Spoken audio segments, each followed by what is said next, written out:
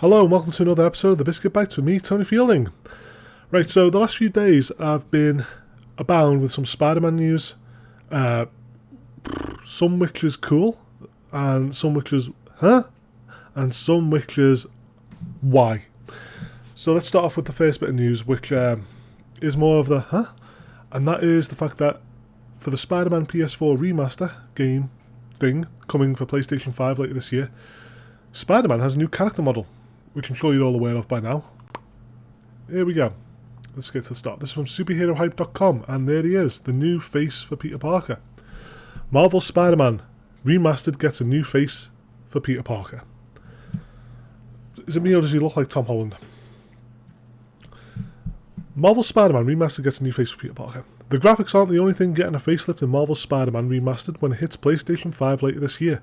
James Stevenson, Insomniac Games Community Director, revealed via PlayStation Official blog that John Bubenick, apologies for the butchering, is no longer the facial model for Peter Parker. Instead, Ben Gunn's likeness will now appear in the game as Peter. However, Yuri Lewenthal's, again, apologies for the butchering, vocal performance as Peter remains in the game.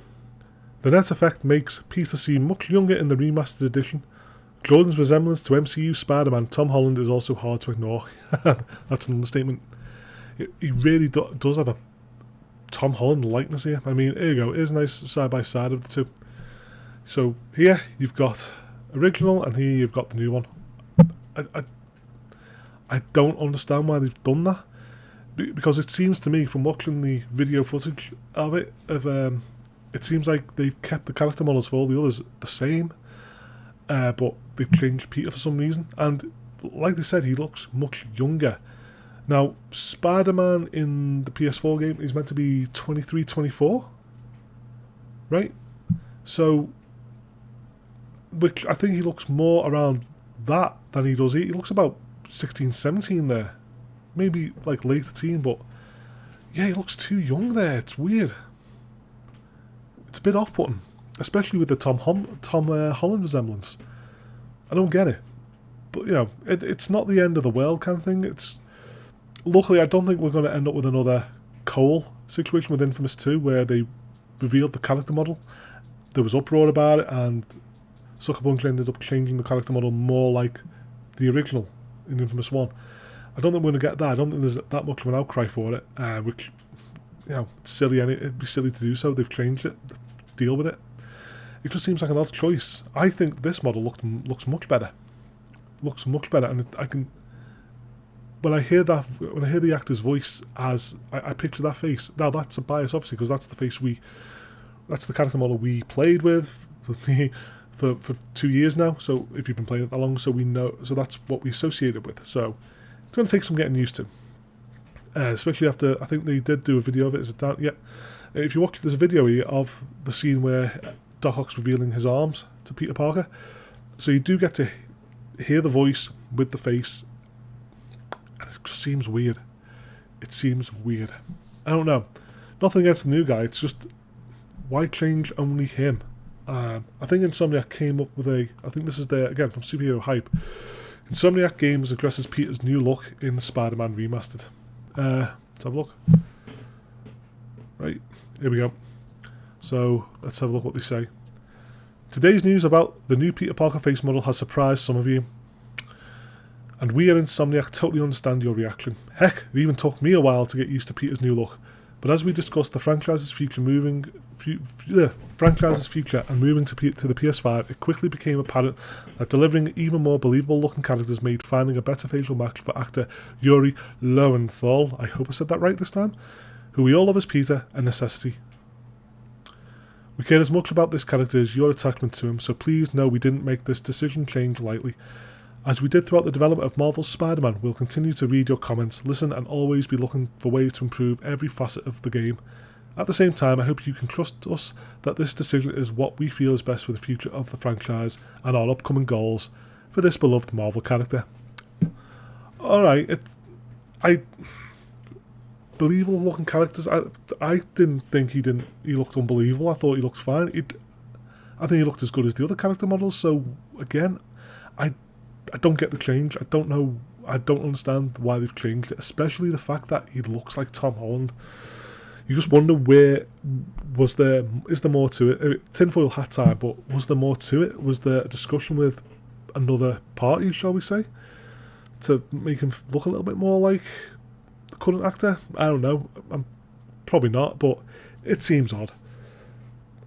Yeah, but it's disappointing that they've done that. I think, I wonder what it must feel like for the previous facial actor to know he's been replaced, needlessly in my opinion, but it's disappointing.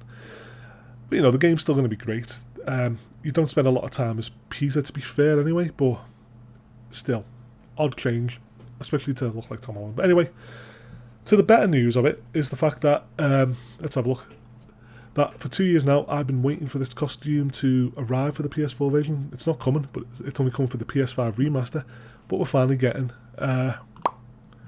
this one. The Amazing Spider-Man costume is coming to the PS5 remaster. Get in. This softened the news a bit for the actor replacement. That's right, someone's livelihood, but no that jazz. But I've been waiting for this suit for 2 years now, and it's great to finally get it. For me, it's the best Spider-Man suit. I know that's going to be quite controversial. I know that the Amazing Spider-Man franchise is quite divisive, I guess. Even though personally I love the Amazing Spider-Man. The Amazing Spider-Man 2 is garbage, I agree, but the first one I think is superb, and I love the suit. So to finally be getting the chance to play it in PS5 glory, happy days, good sir. So yeah, so that's a nice bit of news. I don't know if they're going to bring the Amazing Spider-Man 2 suit into it, maybe, but we're definitely seeming to get the Amazing Spider-Man suit. So I'm down with that. So the last bit of news is to do with the films, and the films we have is for Spider-Man 3. Apparently, where is it? Let's have a look. Here we are. Report: Jamie Foxx's Electro may return in Spider-Man 3. Why? Why on earth are we bringing Jamie Foxx back as Electro? I mean, look, I think Jamie Foxx is a spot-on actor, but and he's not to blame for the Amazing Spider-Man 2, but I don't get why we're bringing him back, personally. It's not like with J. Jonah Jameson, J.K. Simmons, I kind of understood the need to get him back because he was universally loved by everyone as JJ in the Raimi films. I mean, but everyone agrees Spider-Man, the Amazing Spider-Man 2 is not that good, and he wasn't and no one was really a standout in that film. Not really. So I don't get why they're bringing him back. And I don't think let's have a look. Let's see what it says. Mid-credit scene for Spider-Man Far From Home brought back J.K. Simmons from the original Spider-Man films to play Jameson, but Simmons may not be the only Spidey veteran in the next MCU Spider-Man movie. According to a Hollywood Reporter, Jamie Foxx is in negotiations to reprise his role as Electro from Amazing Spider-Man 2. I don't know. I think there's been more info where it's not going to be that version of Electro that's coming back. It's just the actor is coming back to play another version of Electro. So, Far From Home teased the reality of Marvel's multiverse, which will also be more fully explored in Doctor Strange sequel.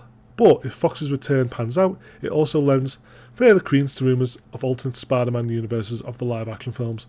Okay, let me just say this. I'm not keen on the whole multiverse idea. I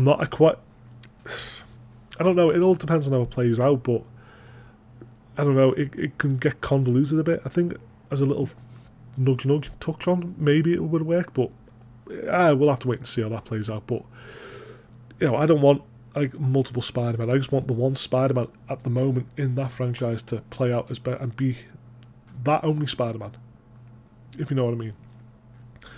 But anyway, Jamie Foxx coming back.